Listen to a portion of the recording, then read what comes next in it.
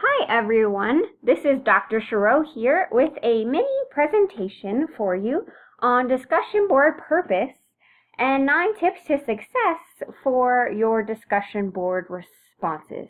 Now I know a lot of you are struggling with your discussion board responses, and they are something that's very important in class, and so you need to be able how to do the best you can, not only for your grade, but also for collaboration in this course. Let's get started. Let's address the purpose. Why do we have discussion boards? Well, unlike an in-person class where you could raise your hand and ask a question or even respond to a question I might ask or another student, we don't quite have that interaction in an online environment. So our discussion board or area serves the purpose of meeting that, which might happen in an in-person class, but doesn't happen in an online environment. Next, we want to build community and collaboration in our course. We want other students to reply to each other and make comments about their responses. Also, you should be thinking further. You want to be an active learner, not a passive learner. Think beyond the concepts and topics that are in this course. How could they apply to you? How could they be used in your classroom if you are going to be a future teacher or are a teacher now?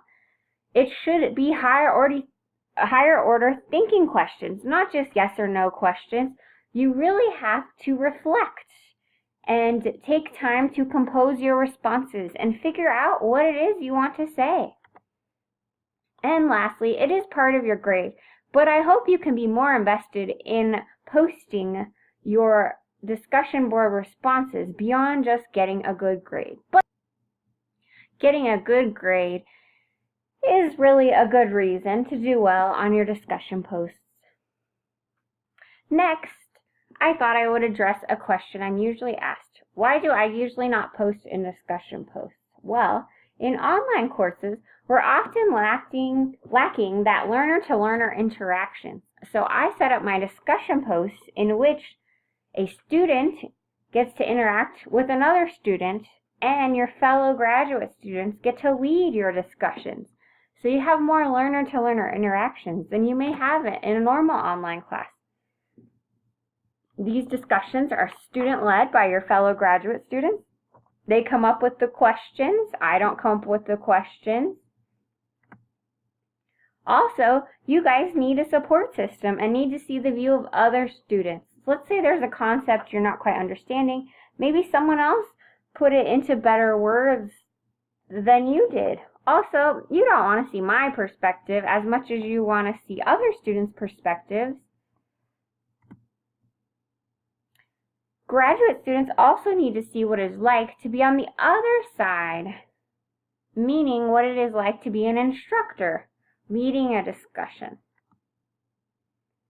And so I have organized and set up discussions with all of this in mind. And I want students to be able to work together, and they do not have to rely completely on the instructor for the answers and the direction. And this is why I'm talking about that support system and community. Consequently, I will not directly answer questions in the discussion area unless they are addressed to me directly, meaning, Dr. Shiro, I have this question. But you could also email me if that was the case. Or I could jump in if I think students are proceeding in the wrong direction. But I will say that redirection is technically one of the responsibilities for your leader or co-leader of the week. So you may not see me do this either. You should know from course feedback that the student-led discussions have been one of the most favorite activities of students who have completed my courses successfully. So I hope that you will take that into consideration when you are working together and responding to these discussion posts. Although they might be different than in your other classes, think about how much learning is actually happening in these discussions. Versus if I was to post a prompt, you would respond and I would just reply to me. You wouldn't get to see what your fellow classmates think like you normally do in an in-person class. Now, I've created 9 tips to successful discussion posts, and I hope you will all follow them. The first one is to think about the purpose of discussions, and think beyond just getting points for class. Think about all the things you can gain in a discussion board with your fellow classmates. Number 2, prepare yourself, whatever that means for you. And by preparing, I mean making sure you are completing those readings, watching the videos each week, and reading the materials that are necessary to be prepared. 3, read the questions carefully because you want to see what each question is asking you to do. Number 4, think about your points, meaning what are the points or main ideas you want to hit in the questions you're being asked. And with that in mind, although your opinion is important, or you can think about your points, you also need to gather information from the readings to support your points. Remember, in our discussion rubric, it's not enough just to write your points. You have to have evidence to back up your points, and strong evidence and documentation makes your point an even better one. Number 6, write your response in a separate Word document. I recommend this for a number of reasons. First, if you don't finish it all at one time, you can save it and come back to it later. Second, you could be someone who might encounter technology issues while you're trying to create a discussion post in Canvas. And if you try to post it and you can't anymore, it's just going to be lost in the world of technology and you won't be able to get it back. I won't be able to help you, and neither will the technology people. So it's just helpful and better for you to put it in a Word document. Also, Word has spelling and grammar too, which can help you. But you also do want to make sure you read your responses out loud, so that can help you catch spelling and grammar as well. Number 7, organize your responses by using the question numbers. Oftentimes lately, I've seen students write a response and it's just a bunch of paragraphs that all mash together. So I have no idea where one paragraph starts, one ends, question ends, begins. So let's say my first paragraph goes to question 1. I would put a number 1 in front of that paragraph, and then so on and so forth. This way your leaders can also have an organized and concise response and know what they're looking for and which response relates to which question was asked. They really don't want to go hunting through your response to find your answers, trust me. Post early and before Friday. I know a lot of you like to procrastinate and do it on Friday, but time is needed for good discussion.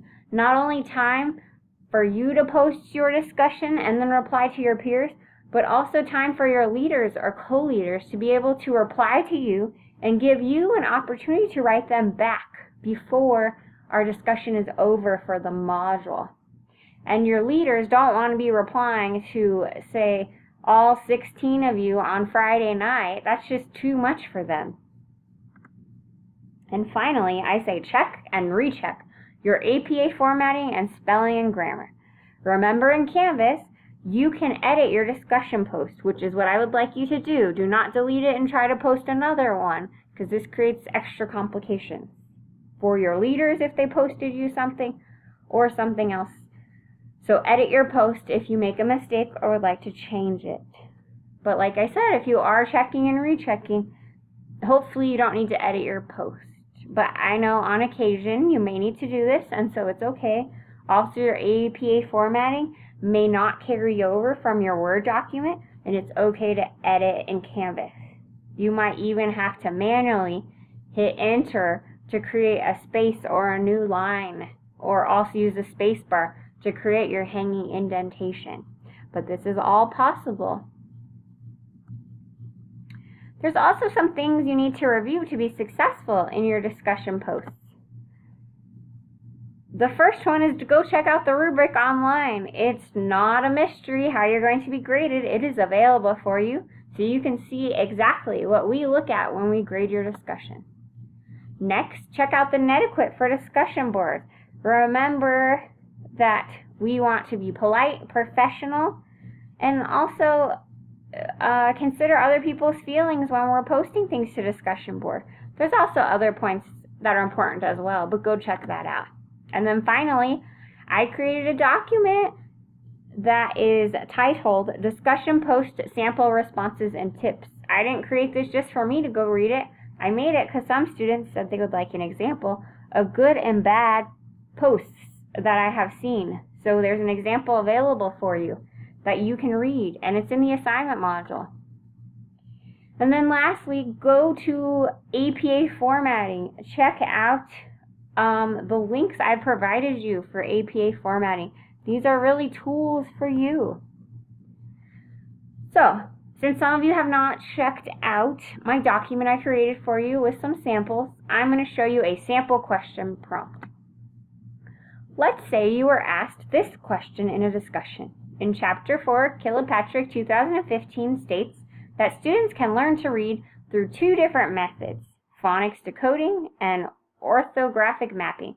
Which process would you use in your classroom as an educator? Explain your thinking with evidence from the text. So using my 9 points, I will go through this step by step. Think about the points I want to make, which one do I want, and use evidence from Kilpatrick to back up what I'm saying. Here's an example of a good response, and it is a good response because it answers the question. Now, this student, instead of picking one process, ended up saying they'd like to use both, which is okay as well. But here's what it is. In my classroom, I would use both processes when instructing my students because maybe I am misunderstanding and interpreting the chapter wrong, but it's almost like you have to use both to get the desired outcome, which is getting students to read proficiently as well as understand what they are reading. If orthographic mapping is something that should come naturally as individuals are continually encountering words and letters in their environment, and phonetic decoding is a process of understanding the sounds of words and that letters in those words make specific sounds when placed with other letters and sounds, then I would assume that both these processes are vital to learning and teaching of early reading skills. Kilpatrick 2015 also states that phonetic decoding and orthographic mapping are two of the 3 levels of reading development, and that each of these levels can overlap in teaching and developmental process. It seems that these things go hand in hand, and in order to achieve the desired outcome, the teacher must have a good understanding of both. That said, I would try to get as acquainted as possible with the processes and how I plan to incorporate them into my lessons and teaching. This way, I'm better prepared in my instruction, but also better prepared for my students. If I understand how my students learn and how they need to read, then I can support them through their efforts. So this is a good response because it explains the main points, why the student wants to use both processes, also backs it up with evidence from the text. We're using proper in-text citations here, so anytime we have a quotation, you got to have the page number with the author and the year. Additionally, there's other rules for in-text citation, so we have another one here.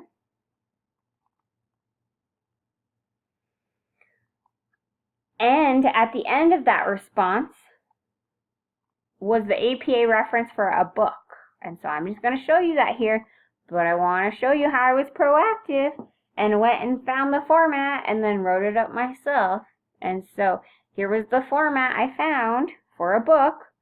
We have the last name of the author, their first initial, their middle initial if they have one, year of publication, title of the work, and it's in italics.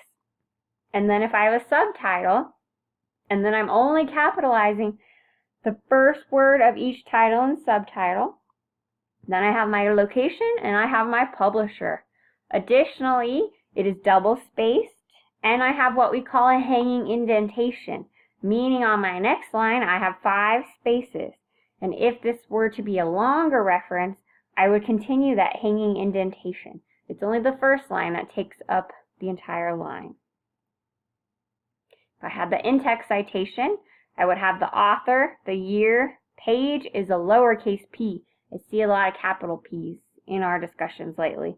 So this one would be Kilpatrick 2015. Let's say I had a quote from page 40. That's what it would look like. You can't just put the page number. You can't just put the author, and you can't just put the year. And if I was to have a bad response, here's one. First off, I see no in-text citations or references, and let's see what it says. The two different reading methods are phonics decoding and orthographic mapping. As an educator, I would use the phonics decoding method in my classroom.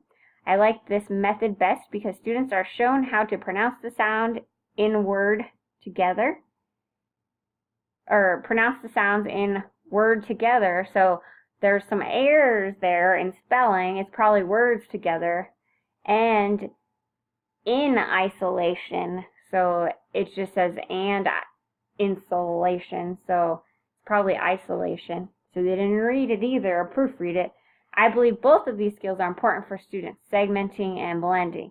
And so then they're bringing another topic that doesn't quite seem relevant at the time. So they didn't do a good job of weaving in their points or using evidence, and they didn't check for spelling or grammar.